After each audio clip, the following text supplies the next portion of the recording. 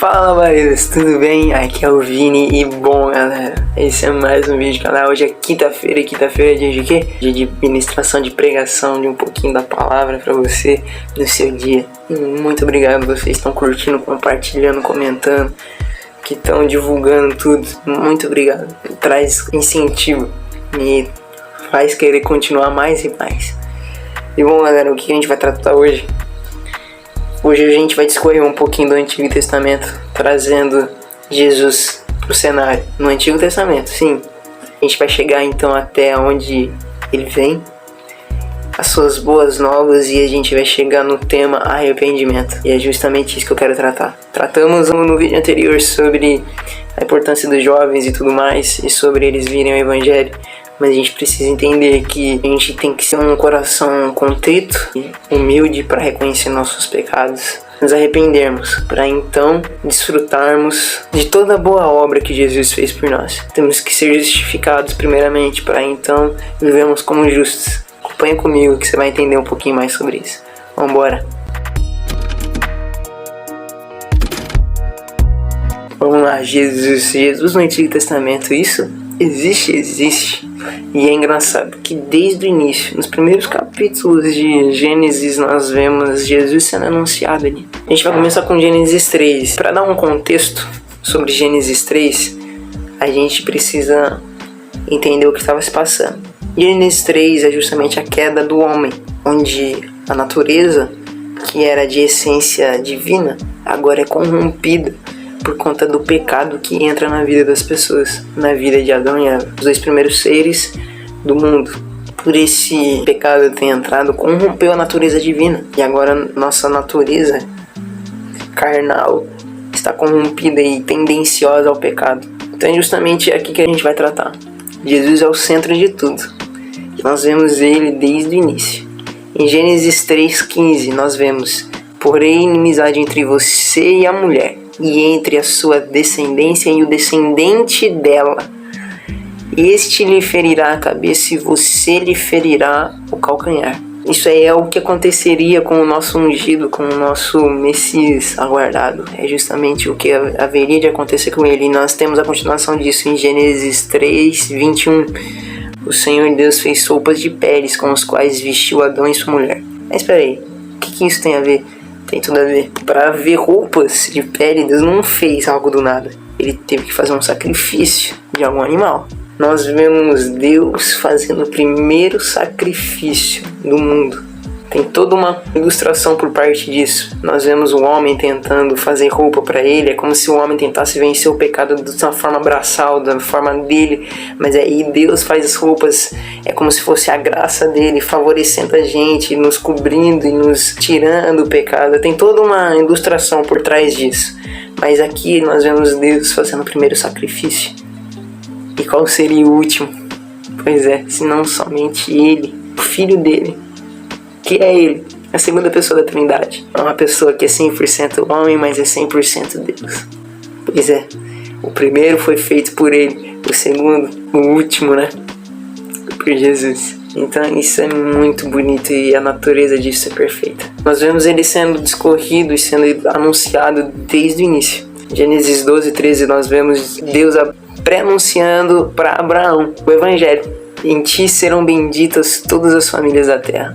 Em Gênesis 13:15, porque toda essa terra que vê eu te darei, a ti e a teu descendente, para sempre. Nós vemos aqui que não é sobre a descendência, não é sobre várias pessoas, mas sobre uma única pessoa.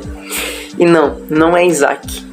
Qual descendente é esse que, inserido nele, todas as pessoas são benditas, todas as famílias da terra são benditas? Qual ser humano, qual pessoa no mundo em que a gente, inserido nele, somos benditos, somos justificados, somos abençoados?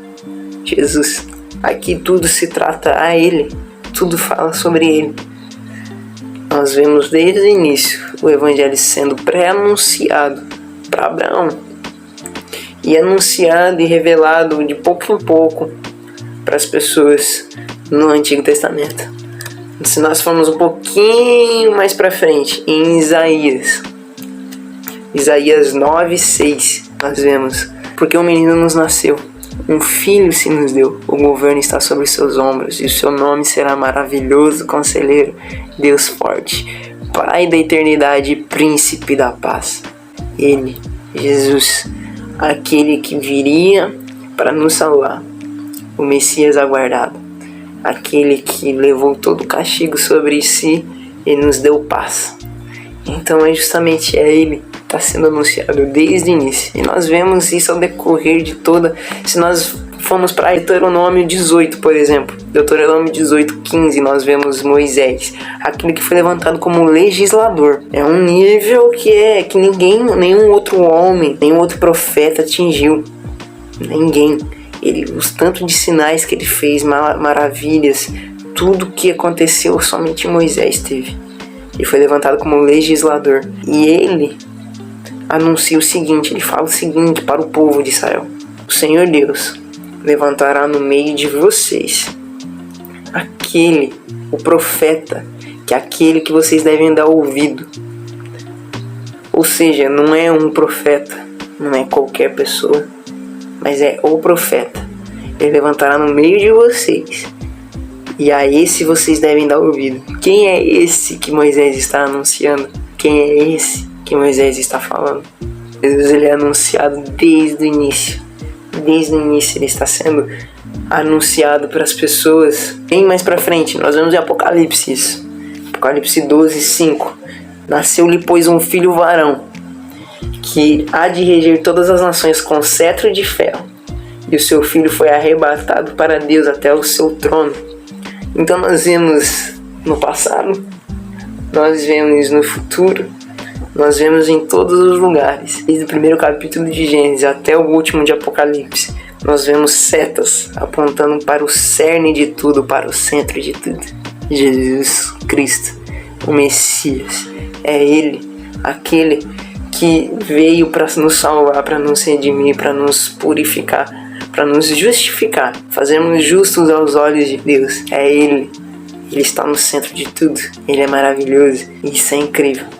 Mas o que Ele veio fazer? Ele veio nos anunciar as boas novas, o Evangelho, que são grandes notícias, notícias do reino de Deus. O que eu quero tratar aqui é sobre arrependimento. Dentro do Evangelho há inúmeras promessas, bênçãos, boas notícias de fato sobre nós. Mas o que eu quero trazer hoje? Eu quero trazer arrependimento. Não tem como nós desfrutarmos de tudo isso sem um arrependimento. É um passo. Isso é necessário. A gente se arrepender, trazer o arrependimento para a nossa vida, é um passo à frente, nunca vai ser um passo para trás. Nós vemos isso em Salmos 38:18. Confesso a minha culpa, em angústia estou por causa do meu pecado. Se arrepender nunca vai ser um passo para trás, mas sim um passo para frente. A gente precisa se arrepender. A gente precisa deixar esse orgulho, essa soberba, a arrogância, a ignorância de lado. Virmos com corações contritos e humildes, arrependidos aos pés de Jesus, para nos sermos limpos e justificados aos olhos de Deus. Somente assim que nós podemos desfrutar de algo a mais em Deus. Podemos caminhar com Jesus lado a lado. Somente assim que a gente pode fazer tudo isso, se nos arrependermos. É dessa forma. O arrependimento, ele traz vida. Nós vemos em Ezequiel 18:32. Pois não me agrada a morte de ninguém. Palavra do Senhor soberano. Arrependam-se e vivam. É justamente isso. O arrependimento, ele traz vida. Quando a gente se arrepende e crê em Jesus Cristo de todo o coração, a gente ganha vida. A gente não está indo para trás, a gente não está morrendo, mas a gente está ganhando vida.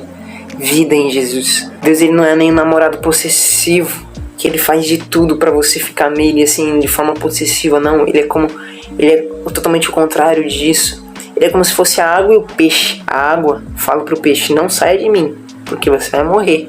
Se você sair de mim, você vai morrer, peixe. Se o peixe sair da água, o que ele vai encontrar lá fora? Morte. É justamente Deus, ele é justamente isso, ele é vida. Então quando a gente se arrepende e a gente encontra esse lugar de arrependimento em Deus, de um coração contrito, quebrantado em Deus, cara, isso é maravilhoso. A gente encontra vida. Vida. Isso. Ninguém pode tirar. Ah, mas eu sou muito pecador e eu não posso, eu não devo. Como é que ele vai me olhar? Não, Deus ele perdoa quem se arrepende. Em 1 João 1:9, nós vemos: se confessarmos os nossos pecados, ele é fiel e justo para perdoar todos os nossos pecados, todos, e nos purificar de toda injustiça.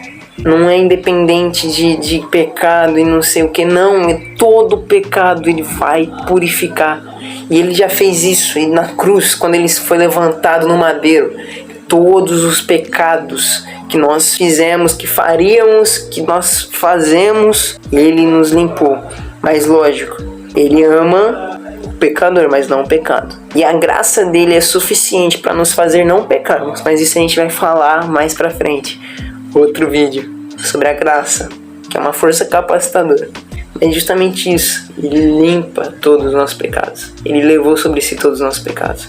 E a natureza corrompida que nós outrora tínhamos, agora com a justificação, com a obra de Cristo na cruz, nós podemos e nós não temos mais essa natureza pecaminosa.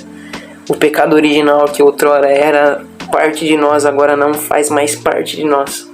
Ele não mais nos submete à vontade dele, mas agora nós nos submetemos à vontade de Cristo. Somos justos aos olhos de Deus. E isso é maravilhoso. O arrependimento, ele é uma mudança de direção acompanhada de uma ação contrária à que antes fazíamos. Então é como se a gente estivesse andando aqui numa linha reta, na estrada. E aí então você vê algo que é tão chocante que você dá uma volta de 180 graus, você volta para trás. O arrependimento é isso, você estava num caminho de pecado, de lascívia, de imoralidade, de masturbação, pornografia, e aí então você encontra Jesus. Você encontra arrependimento, você deixa seu orgulho e sua soberba de lado e você encontra Jesus. Jesus está falando: vá para o meu caminho que eu vou te guiar. E então você dá uma volta de 180 graus. Você deixa o pecado para trás e você vai para o caminho de Jesus. E cara, isso é maravilhoso. Isso é necessário. A gente precisa de fato nos arrependermos de todo o coração. Mateus 3:2: arrependam-se, porque o reino de Deus está próximo. É chegada a hora e é necessário pessoas com corações quebrantados, contritos e firmes na palavra, que levam a sério a palavra. É necessário isso. Não tem como a gente falar sobre Jesus sem trazer o arrependimento. Então, daqui pra frente vamos tratar de outros assuntos, graça e tudo mais. Mas muito obrigado pra você que acompanhou. Curte, comenta e compartilha. Eu agradeço de todo o coração. Obrigado, viu? Até a próxima. Valeu!